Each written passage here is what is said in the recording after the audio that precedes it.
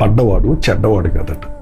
మీ గురించి ఇతరులు చెడుగు చెప్పుకుంటుంటే మీరు ఊరికే కంగారు పడిపోవద్దు, ఏడ్చుకుంటూ కూర్చోవద్దు.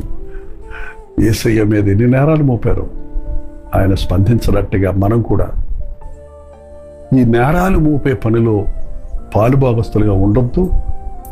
గుసగుసలాడటం అనేది చెయ్యొద్దు.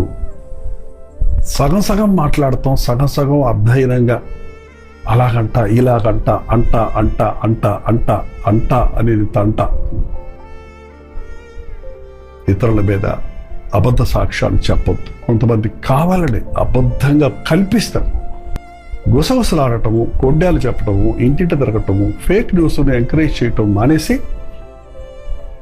యథార్థత కొరకు విశ్వాసముతో దేవుని సన్నిధిలో ప్రార్థించటం, అన్ని స్థితిగతుల్లో నిందల పాలైన అవమానాల పాలైన మనల్ని ఎంతమంది ఎన్ని విధంగా చెడు చేయాలనుకుంటా నీకు మేలు చేసే దేవుడు ఉన్నాడని నమ్మి మౌనంగా ఉండు, ప్రార్థనలో ఉండు.